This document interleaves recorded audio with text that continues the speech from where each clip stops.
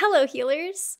Ever wonder what the best healer rotation is in New World? The secret every pro endgame healer used to triumph against all PvE and PvP content? Well, you're in the right place. Because I'm here to tell you, there's no such thing.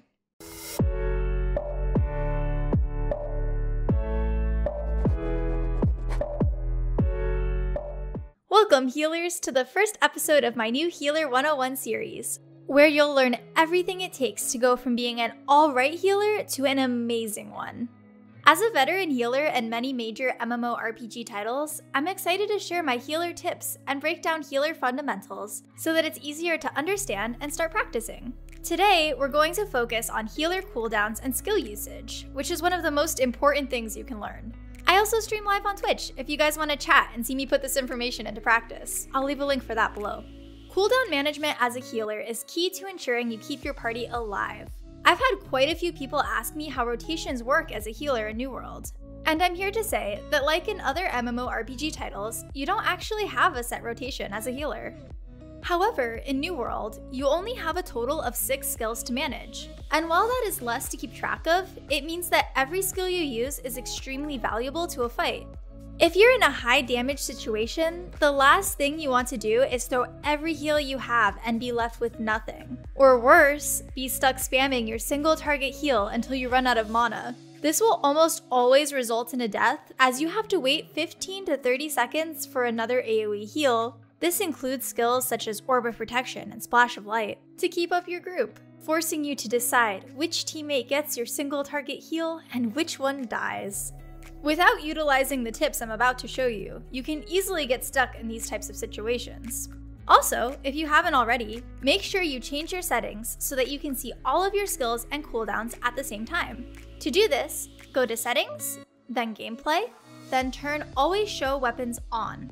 Since you only have 6 skills available in New World, it's important to know what you have available at all times so that you can plan to weapon swap accordingly. As a healer in this game, you fill the role of both a healer and a support. I'm going to focus on these two things separately so that they make sense in practice. Healing is using your Lifestaff skills to ensure that your party stays alive and wins fights. You do this through AoE heals, single target heals, buffs, and cleanses that your Lifestaff provides. Supporting, while it doesn't directly heal your team, provides essential utility that will win you fights. There are many different offhands that provide various utility skills, many of which can be used to crowd control and debuff enemies, which allows your team to quickly take them down. Your offhand can also provide personal utility, such as movement skills to help you kite, or defensive abilities such as Entombed from Ice Gauntlet that will help keep you alive while you wait for cooldowns. Both healing and supporting your team are essential for your growth as a healer, and learning to do both is where you will see the most personal growth and will allow you to conquer hard endgame content. If you were to stay on Lifestaff for an entire fight, be it in PvE or PvP situations, you aren't able to support your team to the best of your ability, meaning fights will take longer and by extension be more difficult. With that said, one of the fun things about being a healer and pretty much any MMO you'll play, New World included, is that you don't have a set rotation. This gives you a lot of freedom in your playstyle and allows you to practice reacting quickly to combat situations in order to heal and support efficiently.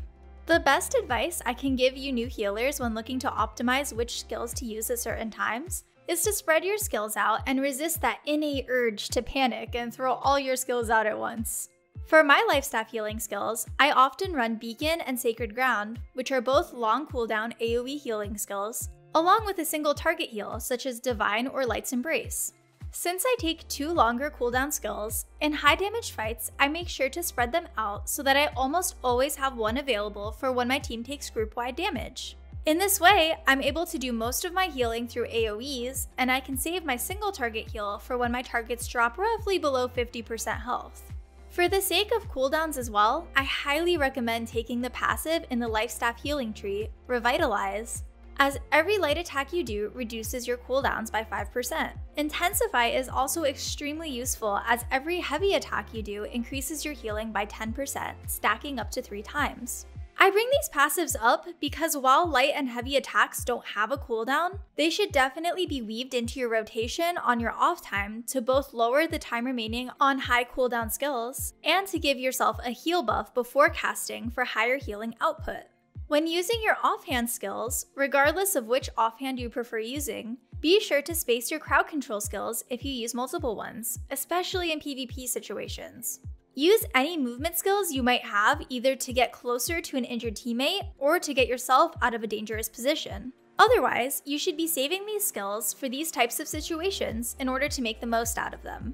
If you're utilizing debuff skills, make sure to use them when you know your team is ready to follow up with damage. Since you're using both your healing and supportive skills situationally, the best thing you can do is to watch the fight and your teammates carefully in order to spread your skills out over the course of the fight, while using light and heavy attacks from your Lifestaff in your downtime. By practicing these tips in open world, dungeons, and PvP, you'll be able to mindfully use your kit through high damage scenarios and carry your team to the finish line. I hope you guys found this first installment of Healer 101 helpful, and if you did, please like and subscribe to catch the next one. Alright, take care guys, I'll catch you all in New World.